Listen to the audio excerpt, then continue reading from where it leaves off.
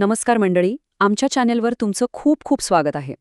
आज आपण एक असं स्किल शिकणार आहोत ना, जे प्रत्येकासाठी, खास करून जे HR किंवा अकाउंट्समध्ये आहेत, त्यांच्यासाठी खूप महत्त्वाचं आहे.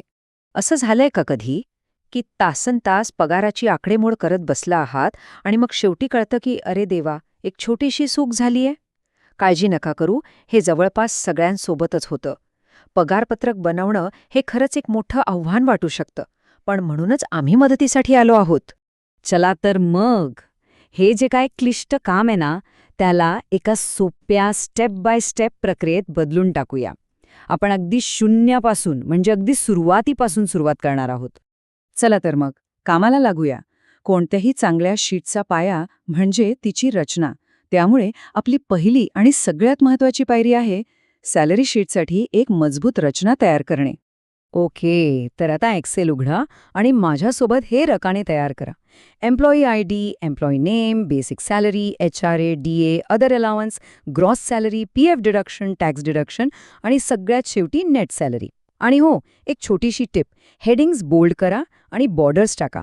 एकदम प्रोफेशनल दिसतं. छान, आपली रचना तयार आहे. खरी मजा तर आता सुरू होणार आहे.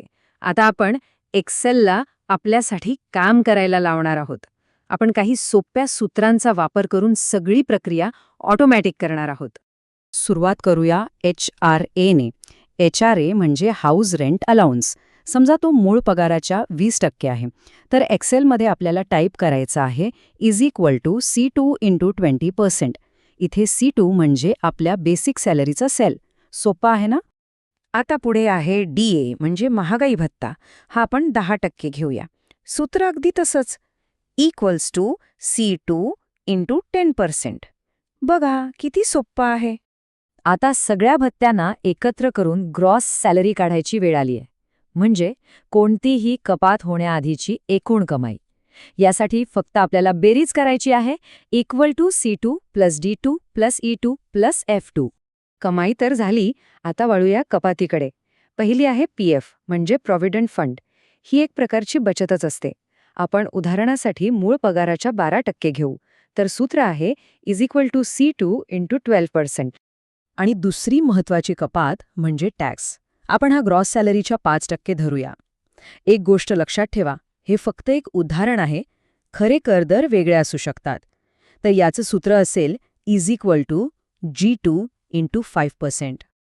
आणि आता तो क्षण ज्याची सगळेजण वाट पाहतात, नेट सॅलरी म्हणजे हातात येणारा पगार. यासाठी आपण ग्रॉस सॅलरीमधून सगळ्या कपाती वजा करू. सूत्र आहे G2 - H2 + I2. झालं, आपलं कॅल्क्युलेशन पूर्ण. वा, आपल्या शीटचं इंजिन म्हणजे आपली सगळी सूत्र आता तयार आहेत. पण गाडी धावण्याआधी तिला चांगलं दिसणं पण महत्वाचं आहे, बरोबर ना? चला, आता आपल्या शीटला एक प्रोफेशनल लुक देऊया. आता बघा एक्सेलची जादू. एका कर्मचाऱ्यासाठी लावलेली सगळी सूत्र निवडा आणि त्या सेलच्या कोपऱ्यातला छोटा चौकोन आहे ना, त्याला पकडून खाली खेचा आणि बूम! एका झटक्यात तुमच्या सगळ्या कर्मचाऱ्यांचा पगार तयार. आणि आता हा फरक बघा. साधे आकडे आणि रुपये चिन्ह, कॉमा वापरून नीट फॉर्मॅट केलेले आकडे. किती मोठा फरक पडतो ना? यामुळे तुमचं काम लगेचच जास्त प्रोफेशनल आणि वाचायला सोपं दिसतं. ठीक आहे, बेसिक तर झालं. पण आता तुमच्या सॅलरी शीटला एका सामान्य शीटवरून एक स्मार्ट शीट बनवण्यासाठी तयार आहात का? चला, काही प्रो टिप्स पाहूया. तुमच्या पगारपत्रिकेला नेक्स्ट लेवलवर न्यायचंय? तर ह्या 2 प्रो टिप्स बघा. कंडिशनल फॉर्मॅटिंग वापरून तुम्ही एका नजरेत जास्त आणि कमी पगार ओळखू शकता. आणि फ्रीज पेन्स वापरलं की कितीही खाली स्क्रोल करा, तुमचे हेडिंग्स जागेवरच राहतील. हे सगळं तर आपण शिकलो, पण ह्याचा खरा उपयोग कुठे आणि कसा होतो? चला बघूया की हे एक साधनचं वाटणारं कौशल्य तुमच्यासाठी किती महत्त्वाचं ठरू शकतं. HR मॅनेजरसाठी पेरोल बनवण्यापासून ते एखाद्या छोट्या उद्योजकाला आपल्या कर्मचाऱ्यांचा हिशोब ठेवायला किंवा अगदी फ्रीलॅन्सर्सना स्वतःच्या पेमेंटचा ट्रॅक ठेवायला, ही एकच शीट खूप शक्तिशाली साधन आहे. तर मग आज आपण काय मिळवलं? आपण एक अशी सिस्टीम बनवली आहे जी पगाराची गणना ऑटोमॅटिक करते, आपल्या हातून होणाऱ्या चुका जवळजवळ शून्य करते आणि आपल्याला एक प्रोफेशनल, विश्वासार्ह वेतन प्रणाली देते. आज आपण एक्सेलच्या दुनियेत एक खूप महत्त्वाचं पाऊल टाकलंय. पण हा प्रवास इथेच थांबत नाहीये बरं का. जरा विचार करा, तुम्ही अशी शीट बनवू शकलात तर जी कर्मचाऱ्यांच्या कामगिरीनुसार बोनस आपोआप टाकेल.